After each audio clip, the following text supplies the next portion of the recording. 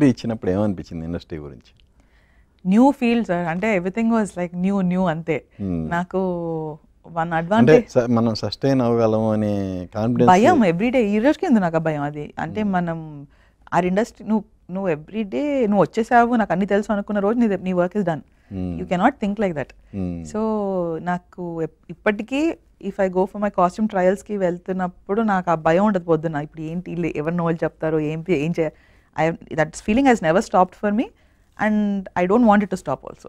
నాకు I want everyday ఒక భయంతోనే I want go to work.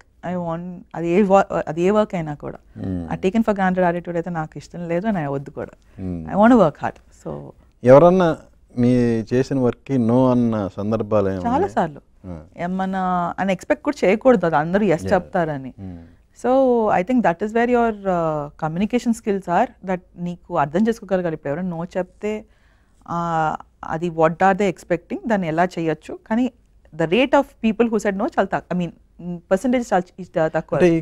ఇక్కడ ఒకటి ఉంటుంది, మన స్టైలింగ్లో మీరు కోర్స్ చేసి ఉన్నారు, దాని మీద అవగాహన ఉంది, మీరు అద్భుతంగా చేసాము, అరే ఇది బాగా చాలా బాగుంటుంది అనే మనం చేసిన వర్క్ అవతల వాళ్ళకి నచ్చినప్పుడు ఎలా ఉంటుంది?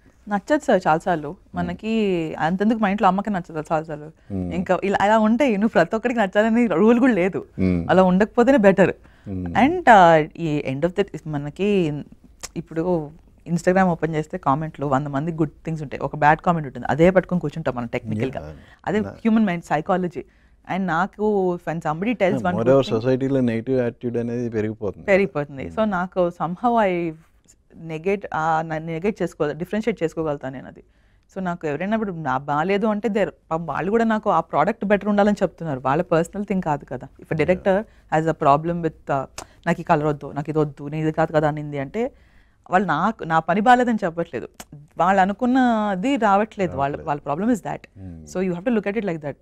నువ్వు అది లేదు, వాళ్ళకి నన్ను ఎవరో అంటున్నారు అని తీసుకుంటే యూ మిస్ ద పాయింట్. అది కోపంలో మనం ఒకరినొకరు అనుకోవచ్చు అప్పుడప్పుడు.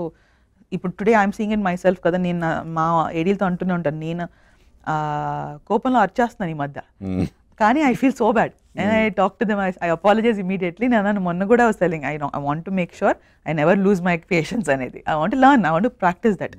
So I know if my directors are an actor some day పాస్ట్లో ఎప్పుడు ఎవరైనా కోపం తెచ్చుకుంటే నాకు అర్థమవుతుంది ఇప్పుడు ఎందుకు కూడా.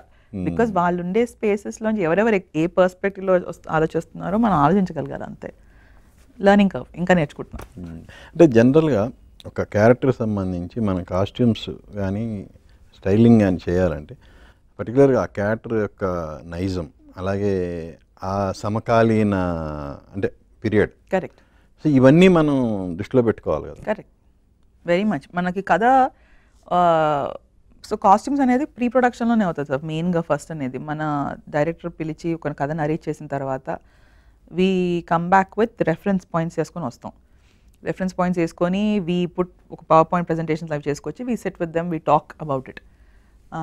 మన ఇన్పుట్స్ ఇస్తాం వాళ్ళకి. దాని తర్వాత యాక్టర్లకి ఆ రెఫరెన్స్లు పంపించి వాళ్ళకి కూడా అర్థమయ్యేటట్టు వాళ్ళు అప్పుడు వాళ్ళ ఇన్పుట్స్ ఇస్తారు. నాకు ఈ కట్స్ నచ్చవు, ఇలా నాకు ఇదే సూట్ అవుతుంది, నాకు ఇదైతే ప్రిఫరబుల్. ఇదంతా అయిన తర్వాత then we go for shopping. మన ప్రొడక్షన్తో కూర్చొని బడ్జెట్లు వస్తాయి. Then we go for shopping. అది మనం కుట్టిస్తున్నామా, కొంటున్నామా, రెండు చేస్తున్నావా, ఒక లుక్ పెట్టాలి. It's not just an outfit, దానిలో జ్యువెలరీ నుంచి everything. Then you have your hair, makeup references, everything you pull. Then you talk to వాళ్ళ డిపార్ట్మెంట్లతో, హెయిర్ అండ్ మేకప్ వాళ్ళతో. సో ఒక లుక్ క్రియేట్ చేయాలి. దెన్ లుక్ టెస్ట్ డే వస్తుంది. అది నీ లక్ బాగుంటే ఫస్ట్ డే అన్నీ సార్ట్ అయిపోతాయి. లేదు అది ఇంకేమైనా చేంజెస్ చేసి ఇంకోసారి చేద్దామా అనేది ఆ ఫొటోస్ తీసుకున్నప్పుడు అర్థమైపోద్ది కదా, ఇంకా బెటర్ అవ్వాలో, దీన్ని ఇంకేం చేయొచ్చో.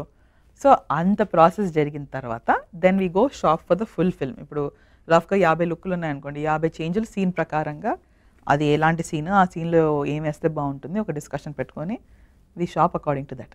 ఒక 20% షాపింగ్ బ్యాలెన్స్ పెట్టేసుకుంటాం, ఎందుకంటే యూ నెవర్ నో అప్పటికప్పుడు ఏమైనా కొత్త సీన్స్ రావచ్చు. సాంగ్స్ అనేవి యూజువల్గా లాస్ట్ మినిట్ తెలుస్తాయి మనకి, అంటే కొరియోగ్రాఫర్ రావాలి.